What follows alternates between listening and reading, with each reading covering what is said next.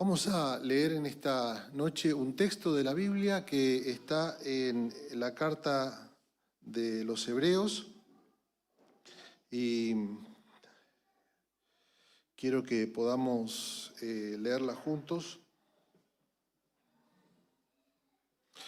Y mientras nos preparamos, allí en el capítulo 12 de la carta a los Hebreos, estamos haciendo una serie sobre esta carta maravillosa. Es una carta para estudiarla con detenimiento, pero bueno, vamos avanzando por lo menos con algunas ideas generales. Es una carta escrita a una iglesia, o quizás a varias iglesias o a varias comunidades que estaban pasando un tiempo difícil. Y entonces el autor escribe esta carta de aliento para decirles, no es el momento para volver atrás, es el momento para seguir adelante. Retroceder nunca, rendirse jamás.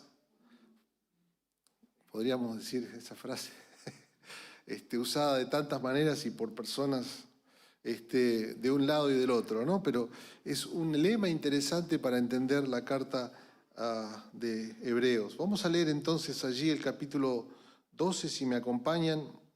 Vamos a arrancar en el versículo 1. Y dice así: por lo tanto, también nosotros que tenemos tan grande nube de testigos a nuestro alrededor, liberémonos de todo peso y del pecado que nos asedia y corramos con paciencia la carrera que tenemos por delante. Fijemos la mirada en Jesús, el autor y el consumador de la fe, quien por el gozo que esperaba sufrió la cruz y menospreció el oprobio y se sentó a la derecha del trono de Dios. Por lo tanto, consideren aquel que sufrió tanta contradicción de parte de los pecadores para que no se cansen ni se desanimen. En la lucha que ustedes libran contra el pecado, todavía no han tenido que resistir hasta derramar su sangre, y ya han olvidado la exhortación que como a hijos se les dirige: Hijo mío, no menosprecies la disciplina del Señor, ni te desanimes cuando te reprenda, porque el Señor disciplina al que ama y azota a todo el que recibe como hijo.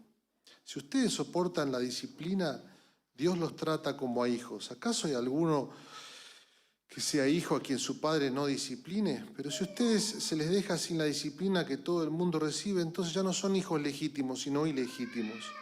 Por otra parte, tuvimos padres terrenales los cuales nos disciplinaban y los respetábamos. ¿Por qué no mejor obedecer al Padre de los Espíritus y así vivir? La verdad es que nuestros padres terrenales nos disciplinaban por poco tiempo y como mejor les parecía, pero Dios lo hace para nuestro beneficio y para que participemos de su santidad. Claro que ninguna disciplina nos pone alegres al momento de recibirla, sino más bien tristes, pero después de ser ejercitados en ellas, nos produce un fruto apacible de justicia. Y lo que hoy queremos compartir es la importancia de correr una carrera, ¿no? Y el texto hace alusión a los deportes. La sociedad romana estaba muy influenciada por la cultura griega, y en la cultura griega se practicaban deportes, ¿no es cierto?, que daban a todo tipo de disrupción social y política y demás. Pero es interesante que una carrera muy, muy importante era la carrera de la maratón. Y aquí está haciendo alusión o haciendo a esta metáfora, ¿no? La idea de que la vida es una maratón. A veces parece una carrera de 100 metros, ¿no? Pero la vida es una maratón. Así que yo estoy mirando mucho los Juegos Olímpicos, así que cuando tengo esos momentos libres, y quiero presentarles allí, tenemos ahí el video de la final hoy de los 100 metros, lo grabé así con celular un poco trucho, pero quiero que miren y tengan un poco esta imagen de estos 11 segundos, 10 segundos con 80, en la cual estos deportistas se prepararon en realidad toda su vida para esta carrera, ¿no? Y quiero que la miren conmigo. No sé cuántos la vieron. ¿Alguno la vio? No se ve muy bien, pero bueno, ahí.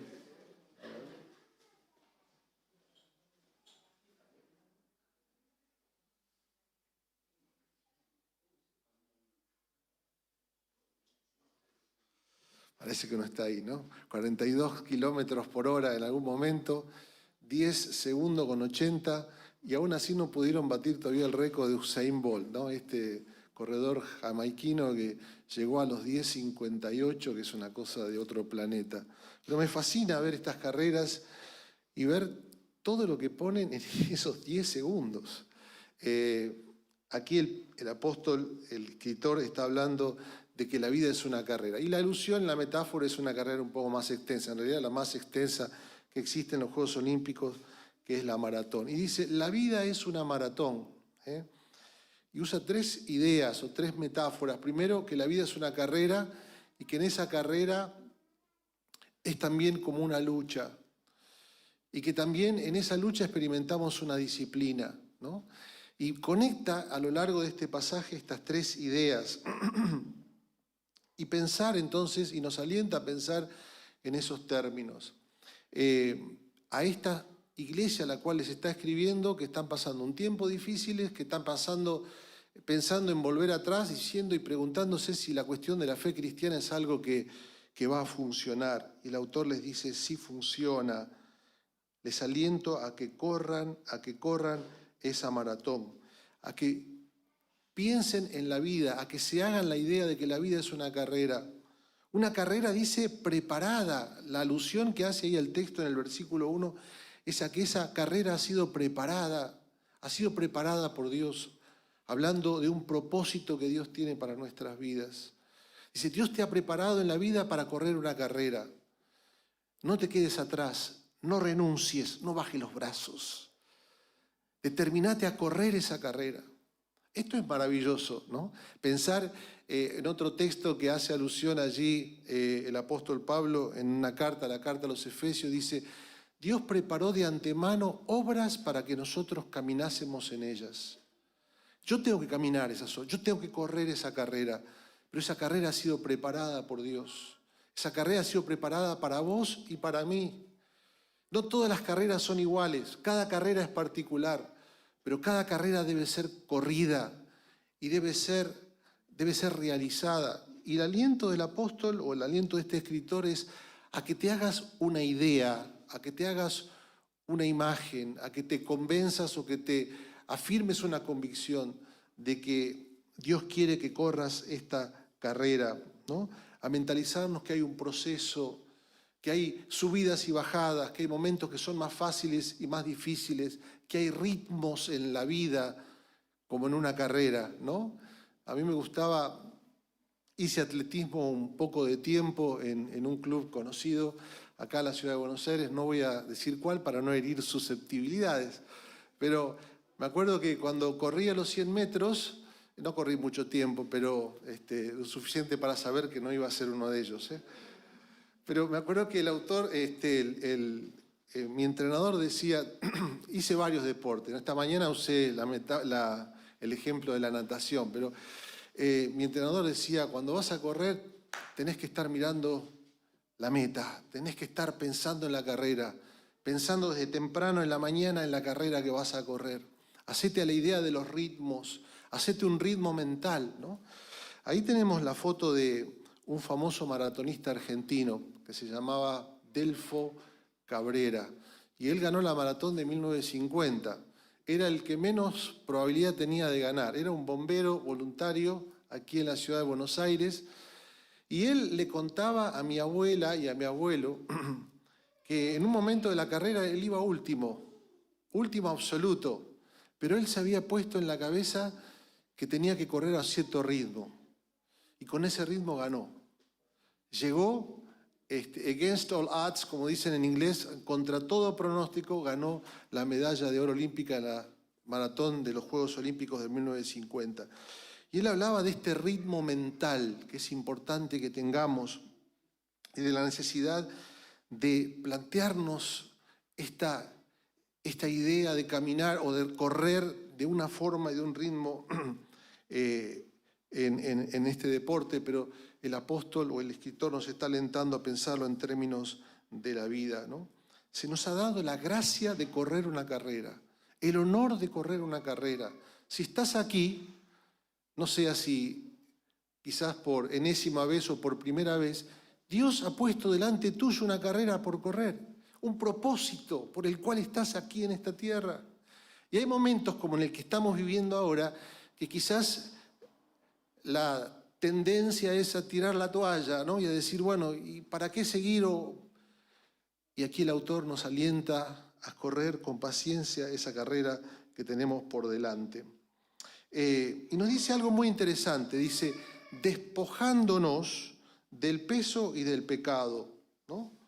Despojándonos, dice allí, del peso y del pecado, nos alienta a correr con paciencia esa carrera. Hay peso que no nos permite correr esa carrera, ¿no? Que no está mal, pero que a veces genera en nosotros cierto lastre para poder correr. Hay situaciones en la vida y cosas que realizamos que no nos permiten correr esa carrera con libertad. Y la diferencia está en yo poder autoexaminarme y decir, esto me conviene, esto no me conviene. El autor nos alienta a meditar y a pensar en esto. Esto es lo que la Biblia llama el camino de santificación, ¿no? Donde yo puedo caminar solamente porque Dios me ha puesto ese lugar y me ha dado las fuerzas para hacerlo. Pero en ese proceso Él me invita a autoexaminarme y a mirar qué es lo que hay en mi vida que yo puedo dejar de lado para poder correr esta carrera que Él tiene para mí planteada. Yo corrí mi primer carrera de natación con una malla que le habían regalado a mi padre de unos misioneros que habían llegado, ¿no? Unos misioneros que habían venido a hablar de Jesús aquí a Argentina, y cuando se fueron le regalaron una ropa y me regalaron una malla, ¿no? Que tenía una villa de acero inoxidable así. Con esa corrí mi primer carrera. Hice la mitad de la carrera primero, la segunda quedé penúltimo. No podía con la malla. Cuando mi papá me vio, me dijo, ibas primero, hijo. Lo primero que vamos a hacer es a comprarte otra malla. Porque el peso era una, no sé qué tenía, era una esponja, porque pesaba como 3 kilos la malla. Y mi viejo me dijo, bueno, vamos a comprar una malla nueva, ¿no? Vamos a sacarte el peso para que puedas correr mejor. No corrí mucho mejor después, pero la idea está, ¿no? La importancia de quitarnos ese peso. Y en nuestra vida hay estos lastres que deben ser eliminados. A veces esos lastres son cosas indiferentes, pero que terminan esclavizándonos, y eso la Biblia lo llama pecado. Terminan siendo esclavos, nos atan de tal manera que no podemos correr esa carrera. Son vicios, son situaciones e instancias que llenan nuestro corazón de amargura, de falta de perdón, de tristeza, de ansiedades. El autor nos alienta a autoevaluarnos y a decir, sacate el peso, sacate esa realidad en tu vida o esas cuestiones que están atando para que puedas correr esta carrera. Muy bien, ahí está la idea. Claro, la palabra es perseverancia, es una cualidad, vengo diciéndolo, poco valorada en nuestra sociedad, ¿no? Yo mencionaba de un sociólogo que me gusta mencionarlo seguido, que dice que antes el trabajo era algo que construía el carácter. Una persona llegaba a hoy en día la coyuntura no lo permite y muchas otras cosas más, pero una persona empezaba en un trabajo y hacía una carrera y podía llegar, ¿no? Y dice este autor, que no es cristiano, pero algo muy interesante, dice, el trabajo construía carácter en la persona, le daba perseverancia, le daba fuerza de voluntad, le hacía llevar adelante las adversidades y demás, lo hacía perseverar. Hoy en día la situación, un poco la realidad diferente en la cultura y demás, hace que saltemos por necesidad o por decisión de una realidad en otra, porque bueno, conviene hacerlo de esta manera. Pero decía, esto es detrimental a la generación de carácter, de perseverancia, de fuerza de voluntad, etc. Me parece muy interesante para pensar que en nuestra sociedad el tema de la perseverancia es una cuestión devaluada, ¿no?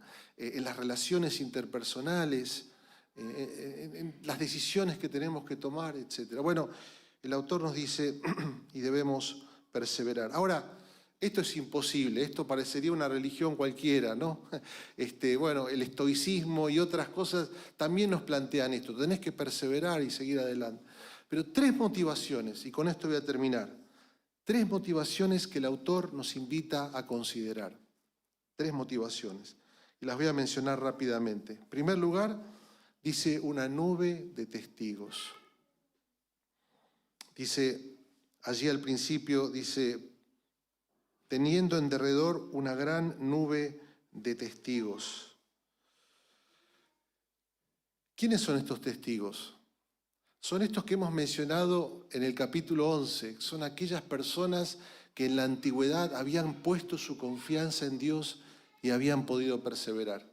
El domingo pasado hablábamos de Abraham. Nos salteamos otros que están allí figurando en el capítulo 11 como Moisés, hombres y también mujeres que perseveraron, que lucharon, que confiaron en Dios. Dice, estos testigos nos dicen que es posible hacer esta carrera, que es posible perseverar, que es posible confiar en Dios, que la fe funciona. Este es el mensaje de todo ese capítulo maravilloso. Confiar en Dios sirve. Y miren estos testigos. Ustedes también pueden llegar. Pongan su confianza en Dios. Y estos testigos, algo muy interesante también, porque termina el capítulo 11 diciendo, estos testigos no recibieron toda la promesa o las promesas que habían recibido. Es un misterio, porque no recibieron la totalidad de las promesas. Y la totalidad de la promesa tenía que ver con la salvación en Cristo. Dice, ¿por qué no lo recibieron? Dice, porque tenemos que recibirla junto con ellos. Estaban esperando a que nosotros la recibiéramos. Es como que corrieron la carrera, llegaron a la línea y están allí haciendo el saltito, esperando a que lleguemos nosotros. Son testigos que dicen, vamos. Es el misterio de la iglesia invisible a lo largo de la historia. Hay voces, hay hombres y mujeres que están esperando y están alentando y están allí haciendo fuerza para que vos también puedas correr esta carrera, puedas cruzar la línea. Pensá en esta nube de testigos. ¿Sabes lo que significa? Que la fe cristiana no se puede correr sola. Sí, la tenés que correr vos, pero no la podés correr sola. Necesitas entender que no estás solo para correr esta carrera, que la tenés que correr con otros en la historia y con otros también que están aquí rodeándote y alentándote para correr. No podés correr la carrera que tenés por delante solo o sola. Necesitas estar en compañía de otros. Y ves la historia y ves a un David que metió la pata serio. Traicionó a su pueblo, traicionó a Dios, traicionó a un amigo que dio su vida por él. Ves a un Juan el Bautista, que era un tipo raro, como dice. Ves allí a una Rahab que fue una prostituta, una mujer de la vida y una mujer abusada de muchas maneras. Llegó. Ves a una María. Ves a un Jonathan Edwards, un pastor que fue echado de su iglesia. Ves a un Allen Gardiner, un misionero que vino a trabajar con los indios Onas aquí en Tierra del Fuego y se murió de hambre. Están allí, son testigos. Que no importa la situación que te toque vivir, levántate, porque otros han llegado o están allí llegando o están esperando que vos te levantes y puedas caminar y hacer esa carrera. Primera motivación, los testigos. Segunda, Jesús. Dice allí, mirá lo que dice en el versículo 2, puestos los ojos en Jesús, el autor y consumador de nuestra fe. Segunda motivación para correr esta carrera, tenés que poner los ojos en Jesús. Con esto alcanzaría para todo, ¿verdad? Pero poner los ojos en Jesús. No es poner los ojos así, no como que mira, sino fijar la mirada en Él. La invitación es que cuando te largues a correr y tengas esa meta en tu cabeza, esa meta sea Jesús mismo. Dice, teniendo puestos los ojos en Jesús. Ahora, quiero que pienses en esto. Cuando vos tenés un problema, ¿dónde tenés tus ojos? ¿Dónde los tenés? Tu imaginación y tu mente, ¿dónde están? Están en el problema, están en esa persona, están en esa situación, están en esa cuestión que todavía no has podido resolver. que pueda estar adelante, presente o en el pasado. Está allí. Y Jesús y el autor nos alienta a poner su mirada en Él. Pon tus ojos en Jesús. Alzaré mis ojos a los montes. ¿De dónde viene mi socorro? Alzaré mis ojos a los montes, a los problemas. ¿De dónde viene mi ayuda? Mi ayuda viene del Señor que hizo los cielos y la tierra. Puestos los ojos en Jesús, dice, es el autor de nuestra fe. Es el fundador de nuestra fe. ¿Y cómo fundó nuestra fe? Yendo a la cruz y pagando el precio que nosotros debíamos pagar. Jesús me invita a mirarlo en la cruz. Jesús me invita a mirarlo en su obra, no en una figura mental, no en el ejemplo que Él me dio, sí también, pero por sobre todas las cosas, en lo que Él hizo a mi favor. Cada día me levanto y digo, Señor, no puedo. Esta carrera es muy difícil para mí. Pon tus ojos en Jesús. Míralo en la cruz. Mira lo que hizo por vos. Pagó un precio que vos tenías que pagar, que yo tenía que pagar. Y allí dice que Él, por el gozo puesto delante de Él, se bancó el dolor. ¿Sabe cuál era el gozo y la alegría de Jesús? Era recibir el agrado del Padre. Su deseo era hacer la voluntad de Dios, pero era también compartir esa alegría con vos, poder regalarte esa salvación. Por eso Él es el autor.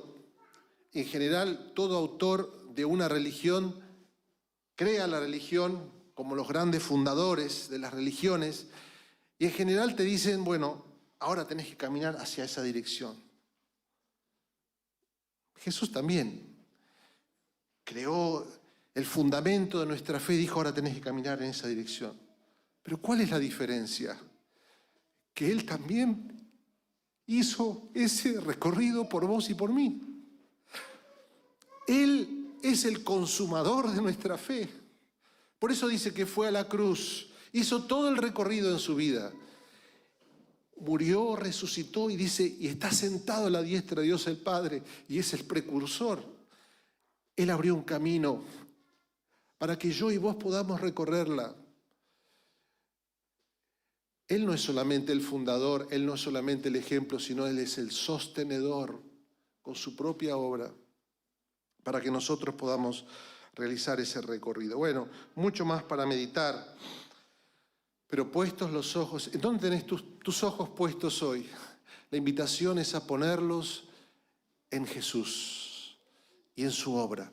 Por eso no ayudan tanto las imágenes mentales, pero así ayuda muchísimo, como decía C.S. Lewis, les recomiendo este libro que estoy releyendo, Cristianismo y nada más, el autor de las Crónicas de Narnia, dice, saturar tu mente de los mensajes del Evangelio, de la obra de Jesús a través de la Biblia, una y otra vez, saturar tu mente, puestos los ojos en Jesús. Y tercer incentivo, y con esto terminamos, pensar en nuestra condición de hijos. ¿Qué dice allí al terminar este capítulo o esta lectura que hicimos hoy? Dice, piensa en la nube de testigos, poné tus ojos en Jesús y pensá en tu condición de hijos. Si Dios me invita a una relación donde no es solamente mi entrenador, ¿no? Che, dale, ponete las pilas, vamos mañana, vamos acá. Él te entrena como padre. Por eso habla allí de términos de disciplina y la palabra que usa en el griego es paideo, que tiene que ver con esta enseñanza que Él nos enseña, que Él camina con nosotros, que Él es nuestro Padre y que somos sus hijos. A todos los que recibieron y todos los que creyeron en Él, Él les ha dado la posibilidad de ser hechos hijos de Dios. Pon tu fe en Jesús, porque Dios quiere ser tu Padre, porque Él es tu Padre y porque vos sos su Hijo. Y dice allí, y resumo esta parte final del texto, dice allí que esa disciplina, ¿no?, que Dios nos da, que a veces vos te preguntás, yo no me merezco esto, ¿por qué me está pasando esto en la vida? Y nos pide el autor que pienses en tu condición de hijo. Para aquellos que por ahí no hemos tenido padres y no hemos tenido la posibilidad de pensar, pero tenemos una idea, ¿no? Porque si no, no tendríamos lo que es un buen padre, una idea de lo que es un buen padre o lo que es un mal padre, ¿no? Y aquellos que hemos tenido padres, sabemos que cuando nos disciplinaban no nos gustaba, ¿no? Siempre era injusto. Cuando tenía que ir a mi pieza o cuando no podía ver la televisión, siempre era injusto. Pero la invitación era a que el autor nos dice, esa disciplina habla de que hay un amor de padre. Y que ese proceso implica que hay un Dios que nos ama y que nos está formando, que nos está forjando, señal de que somos amados. Dice, la esencia de ser padre y nosotros de ser hijos es que nuestro padre nos discipline, nos enseñe, nos acompañe, nos moldee. Si esto es normal en la vida, digamos, ¿no? ¿Cuánto más dice el Padre de los Espíritus, Dios que nos ha creado y que nos ha redimido? ¿Cuánto más este Dios nos va a llevar a través de esos procesos? ¿Has pensado que estas cuestiones difíciles que te tocan son parte del proceso de Dios para tu vida, de amor, para formarte y forjarte? Capaz que una situación difícil te trajo esta noche a este lugar. ¿Vos pensás que es casualidad? Ahí está el amor de Dios. Es un misterio el sufrimiento, ciertamente. Pero no tendría sentido si no lo pudieras entender desde una perspectiva de un Padre amoroso, que tanto le importa, que envió a Jesús a pagar un precio tan alto para que sepas que el sufrimiento no es su castigo. El sufrimiento, ya otro pagó por ese castigo, Jesús. Por tanto, ese sufrimiento, esa carrera, esa disciplina, tiene que ver con su amor, moldeándote y forjándote. ¿Y cómo duele a veces, sí o no? ¿Cómo duele? ¿Querés que te cuente? Cuando quiera hablamos. Paciencia. Eres hijo, amado, hija, amada por Dios. Él te está llevando de la mano. Es ese proceso natural al cual Él te quiere llevar. Y dice algo hermoso, y termino con esto. ¿Cuál es su propósito? Mirá lo que dice. Para que participemos de su santidad. La santidad es la esencia más fundamental del carácter de Dios. Su belleza extrema. Su carácter más absoluto y más que lo hace totalmente Dios. Eso Él quiere hacer en nosotros. Otro texto dice que nos parezcamos más a Jesús. La belleza de Dios se trasluce a través de la disciplina y a veces de ese sufrimiento, de esa carrera que tenés que correr, que quisieras los resultados mañana. En 30 años de pastorado te puedo asegurar, cuántas metidas de pata, cuántas veces hubiera querido que esto o aquello pudiera surgir. Pero hay que caminar con paciencia. Todos nos alienta. Y les está diciendo a estos que tenían años de cristianos, años. ¿Está bien? Tenemos una carrera, tenemos aquel Padre que nos está llevando en este proceso tan hermoso de disciplina. Muy bien, pensaba en esto. A través de esos procesos de disciplina te conoces mucho más. Te conoces mucho más y aprendes a valorar la vida desde otro lugar. No he escuchado a una sola persona que después de un momento difícil no dijera, veo la vida de otra manera, aprendo a valorar lo que realmente vale la pena. Y a veces veo algunos personajes, de televisión, ¿no? Que no han sufrido y que están mirando tan cosas. Y uno dice, este tipo no entiende lo que es la calle. No entiende lo que es sufrir. Como dice el tango, ¿no? Las madrugadas, lo que es sufrir. Pero gracias a Dios por este Padre amoroso que nos lleva a través de este proceso y nos invita a correr esta carrera en esta noche. ¿Amén?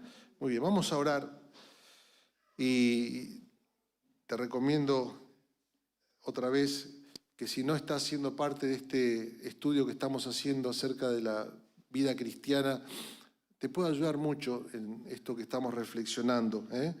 Y este es otro material que estamos también acerca del discipulado, escrito por un amigo, que que estamos también organizando un curso para hacer en la red universitaria evangélica, que también los vamos a invitar para que ustedes puedan participar, y también el curso que va a estar ofreciendo Sebas Preti sobre la fe y el trabajo. Todo tiene que ver con la carrera, con esto que el Señor nos ha llamado a realizar. Muy bien, vamos a orar. Gracias te damos, Jesús, por esta palabra. Rogamos que nos ayudes a poder transitarla en el corazón. Moldéanos, fortalécenos. Esta carrera a la cual tenemos el incentivo de caminar con otros, mirando a Jesús, sabiendo que tengo un Padre amoroso. Pedimos nos des tu gracia en esta noche. En el nombre del Padre, del Hijo y del Espíritu Santo. Amén.